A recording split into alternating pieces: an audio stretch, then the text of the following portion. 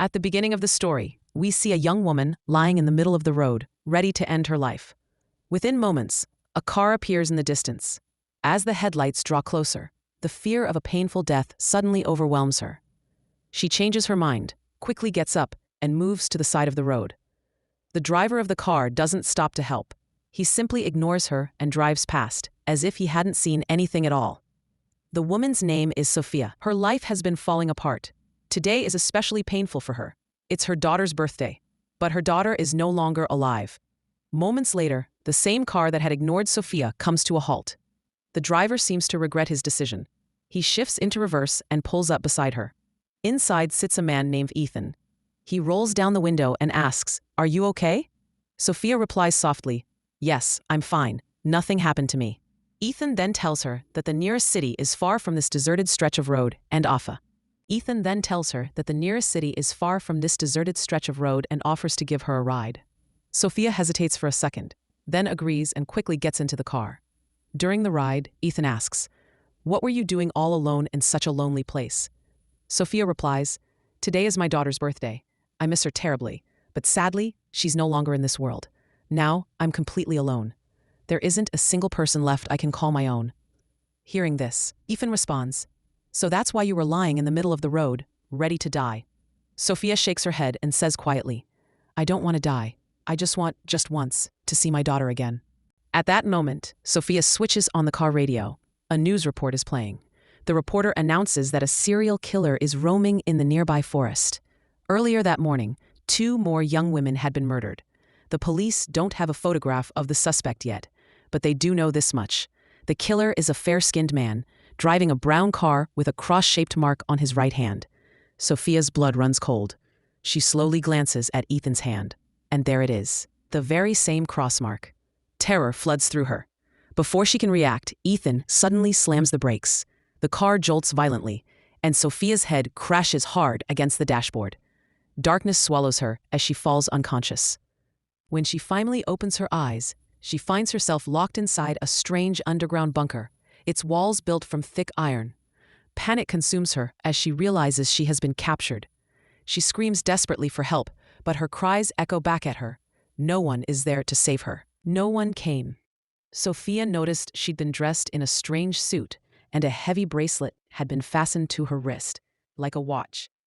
She tugged and pulled at it again and again, but it was locked on tight. No matter how hard she tried, she couldn't remove it. Exhausted and realizing escape was impossible, she sank to the floor and began to cry. Suddenly, the chamber door swung open. Beyond it lay a tunnel, and light was spilling from its far end. Hope rushed into Sophia. If she could get through that tunnel, she could get out. She scrambled to her feet and hurried toward the light. But the moment she stepped into the tunnel, the heavy chamber door slammed shut behind her. Her breath caught.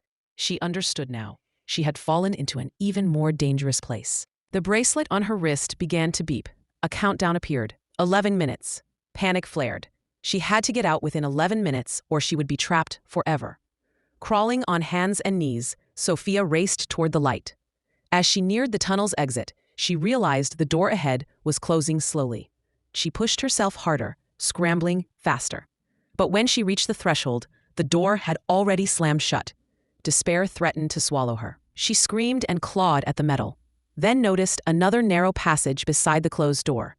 It was barely more than a crawl space. With no other options, Sophia forced herself into the tight tunnel. It was agonizingly cramped, but she pressed on. After a grueling struggle, she emerged into a chamber with 2 pathways, like a platform split in 2. One path ran above, the other below. Confused, she chose the upper route and began crawling on her knees. A short distance ahead, the floor beneath her started to shift, the lower path began to rise, and she realized if she didn't move fast, the upward-moving floor would crush her against the ceiling. Terrified, she pushed herself harder, sliding, scraping, almost crushed, until her fingers finally found the tunnel's far edge. With the doorway just seconds from closing, Sophia wriggled through and tumbled out, gasping and shaking, alive but shaken. She breathed a ragged sigh of relief, but she had no idea the dangers ahead would only grow worse. Her bracelet began to beep again. The alarm announced that half the time had already passed, and now she had only 5 minutes left. Without wasting a second, Sophia forced herself to move forward once more. She pressed on. Not far ahead, she saw a figure lying across the passage. As she crawled closer, her hope died. It wasn't a living person, but a charred corpse, badly burned. The same kind of watch, the same bracelet, was fastened to that dead hand, as was chained to Sophia's wrist. She realized with a cold certainty that this person had tried to escape the tunnel, just like her, and failed. The sight crushed the last of her hope. Somehow she forced herself to shove the body aside and keep moving. Her watch now showed only 2 minutes remaining. Panic pushed her to crawl faster. Suddenly, a thick set of iron bars slid down and blocked her way. Dozens of heating pipes burst out of the tunnel walls and began to pump scalding heat into the corridor. Sophia's chest tightened. If she stayed, she would be roasted like the burned woman behind her. Then, as if by a miracle, a small panel in the wall behind her opened. She scrambled backward and slipped into it just in time. A glass door slid shut, sealing her inside. The timer on her bracelet hit 0. Outside, the heating pipes erupted like geysers, and the tunnel filled with flame. The small compartment kept her safe. The fire raged past, and then the pipes retracted. After a tense silence, the chamber door opened. Sophia didn't want to leave. She just watched the tunnel burn. But the wall gave a shove and pushed her back into the corridor, which reconnected itself like some monstrous machine. The bracelet bleeped again. 11 minutes. She crawled on. The upper section of the tunnel began to descend and fuse with the lower floor, leaving only a hairline gap, just wide enough to crawl through. Tears streamed down her face as she wriggled forward, utterly exhausted. Her watch warned her. Another cycle arrived. 11 minutes from now, the inferno would return. She thought, better to try again than to wait for that awful death. Gathering the last of her courage, she pushed herself forward on her back, using her arms to drag and slide. After a grueling stretch, the tunnel opened into a chamber with a tank of water. She was spent, dehydrated, and trembling. Using her arms for support, Sophia hauled herself toward the tank. Reaching it, she cupped her hands and drank deeply, cold water flooding her mouth, strength seeping back into her limbs. For a moment, as the water steadied her, she allowed herself to breathe.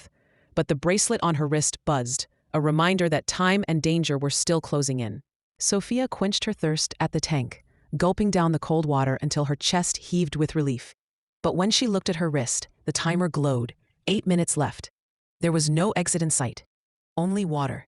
With no other choice, she took a deep breath and plunged into the tank. The water chamber was enormous, disorienting. She spun in circles, searching for a way out, but every wall was sealed, and the entry point had already shut behind her. Her lungs began to burn, her vision flickering at the edges.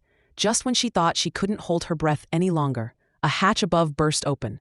Sophia kicked desperately upward, dragging herself through the doorway. She tumbled out, coughing, gasping, dragging air into her starving lungs. Relief was short-lived. Her body was trembling with exhaustion. Her arms ached, her knees bled, and her chest felt heavy. She staggered forward, but soon her legs gave way, and she slumped onto the cold ground. Sleep tugged at her eyelids, but then a sound cut through the silence. A scream.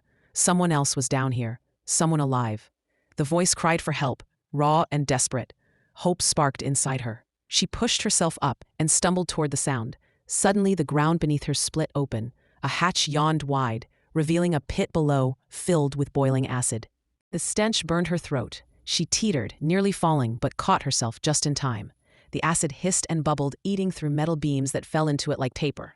Shaking, Sophia ripped a strip of fabric from her sleeve and dropped it into the pit. Within seconds, it turned black and dissolved to ash. Terror shot through her spine. She pressed her hands and feet carefully along the narrow edges of the pit, inching her way across. Halfway over, her knee slipped. It brushed against the acid. A scream tore out of her throat as white-hot pain surged through her body. Luckily, the reinforced suit absorbed most of the burn, but not all. A deep wound scorched into her skin. Gritting her teeth, she forced herself to move again. The voice was closer now. She limped onward, the sound pulling her through the twisting tunnels, until she reached an iron grid. On the other side was another grid, and behind it, a man. He was dressed in the same strange suit, the same cursed bracelet strapped to his wrist. "Hey, listen to me," Sophia shouted, her voice cracking. "We're both trapped here. If we work together, maybe we can escape." But the man's mind was broken. His eyes darted wildly, his words tumbling in manic bursts. Sometimes he cursed at her, spitting venom. The next moment he sobbed, whispering apologies. "They'll come back," he muttered, shaking. "They'll come back and kill us both." Then he threw back his head and laughed, a sound so unhinged it made her stomach twist. Sophia's eyes widened as she saw his bracelet light up. The display began to count down. 60 seconds. The walls groaned. Heating pipes snaked out again, glowing with deadly heat.